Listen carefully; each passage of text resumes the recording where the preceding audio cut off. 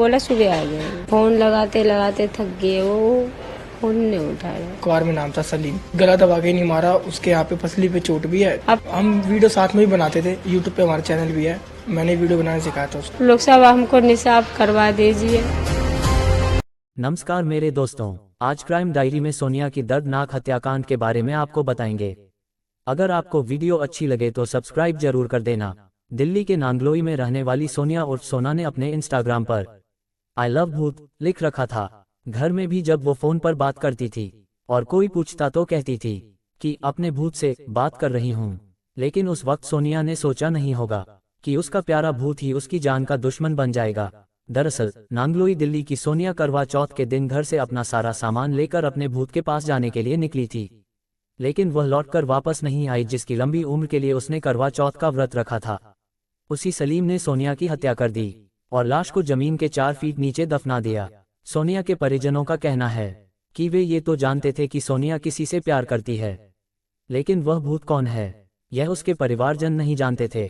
लेकिन बाद में उन्हें पता चला कि सोनिया किसी संजू नाम के व्यक्ति से प्यार करती है, जिसका असली नाम सलीम था, जिसकी असलियत का उन्हें कभी अंदाजा ही नहीं था। सोनिया के पिता शंकर मंडल 30 साल पहले बिहार के दरभंगा से दिल्ली आए थे, तभी से नांगलोई में रह रहे हैं। 2 कमरे के किराए के मकान में सोनिया के मम्मी पापा, भाई बहन और जीजा रहते हैं। संजू का घर सोनिया के घर से करीब 500 मीटर दूर है। दोनों 1.5 साल पहले मिले थे। कॉमन दोस्तों की वजह से दोनों की मुलाकात हुई थी। 21 अक्टूबर 2024 को सोनिया अचानक घर से चली गई। घर वालों को संजू पर शक था। पुलिस ने संजू को पकड़ा तो उसने कबूल किया कि उसने सोनिया की गला दबाकर हत्या कर दी है और डेड बॉडी रोहतक के बहु अकबरपुर में दफना दी है, जहां उसके मामा रहते हैं। पोस्टमार्टम रिपोर्ट से पता चला है कि सोनिया की पसलियां और कमर की हड्डी टूटी हुई थी। पीठ पर डंडे से मारने के निशान थे। सोनिया के परिवार का दावा है कि संजू मुसलमान है, ये बात उन्हें नहीं पता थी। पुलिस कह रही है कि सोनिया का परिवार संजू के धर्म के बारे में जानता था। संजू की भाभी भी हिंदू हैं, इसलिए केस को लव जिहाद से जोड़ा गया, लेकिन पुलिस इससे इनकार कर रही है। सोनिया की मां रंजना देवी बताती हैं, सोनिया के पापा 30 स्टॉल चलाते हैं। मैं घरों में काम करती हूँ।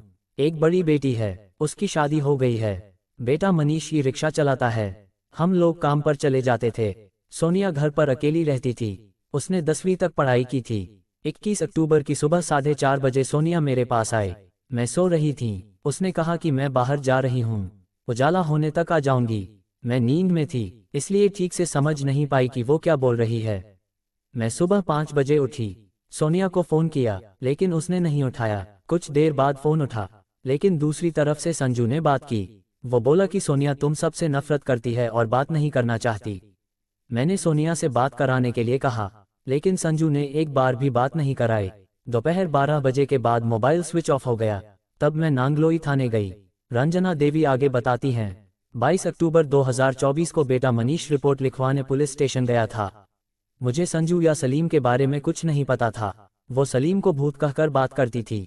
उसका मोबाइल नंबर भी इसी नाम से सेव था। मैं पूछती थी कि किससे बात कर रही हो, तो सोनिया बोल देती थी कि दोस्त है। हम लोगों को नहीं पता था सोनिया हमारे घर से जाने के बाद क्या करती है।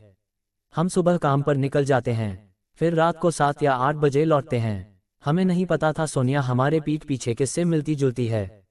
सोनिया प्रेग्नेंट हो चुकी थी। 4 महीने तक सोनिया ने प्रेग्नेंट होने की बात हमें नहीं बताई। जुलाई में उसने हमें संजू के साथ रिश्ते के बारे में बताया। तब वो प्रेग्नेंट थी। हमने संजू की मां को अपने घर बुलाया। संजू की मां ने कहा कि सोनिया अबॉर्शन करा ले, हम उसे अपने घर में नहीं रखेंगे। सोनिया अबॉर्शन के लिए तैयार नहीं हुई थी। तब संजू नहीं आया था। उसने कई बार कहा कि वो मिलने आएगा, लेकिन मैंने उसे कभी नहीं देखा। संजू की मां ने मुझसे कहा था कि हम मुसलमान नहीं हैं। मैंने सोनिया के रिश्ते की बात कहीं और कर ली थी, लेकिन सोनिया संजू के साथ ही शादी करना चाहती थी। रंजना देवी बताती हैं, संजू के भाई साहिल ने भी हिंदू लड़की से शादी की है। उसने सोनिया को धमकी दी थी। सोनिया ने मुझे साहिल का ऑडियो मैसेज सुनाया था। उसमें साहिल कहा रहा था कि संजू को छोड़ दे, वरना तुझे काटकर नाली में बहा देंगे। सोनिया के भाई मनीष उसके काफी करीब थे। सोनिया को रील्स बनाने का शौक था। उसके इंस्टाग्राम पर 7,000 से ज्यादा फॉलोअर्स थे। सोशल मीडिया के लिए सोनिया और मनीष साथ में वीडियो बनाते थे। मनीष ने इसके लिए नया मोबाइल भी दिलाया था। सोनिया के लापता होने के बारे में मनीष बताते हैं, मैं फक कराने के लिए रात 8 बजे नांगलोई पुलिस स्टेशन गया था। पुलिस वालों ने कहा कि एक दिन इंतजार कर लो, लड़की को कुछ नहीं होगा। मैं कहता रहा कि मेरी बहन के साथ कुछ गलत हुआ है, उसका नंबर स्विच ऑफ आ रहा है। अगले दिन 23 अक्टूबर को दोपहर 2 बजे मुझे पश्चिम विहार थाने से कॉल आया। मैं वहां पहुंचा तो पुलिस स्टेशन में संजू और उसका दोस्त पंकज खड़े थे। पुलिस ने मुझे मेरा आधार कार्ड दिखाया। सोनिया अपने साथ एक छोटा बैग लेकर गई थी। इन लोगों ने बैग नहर में फेंक दिया था।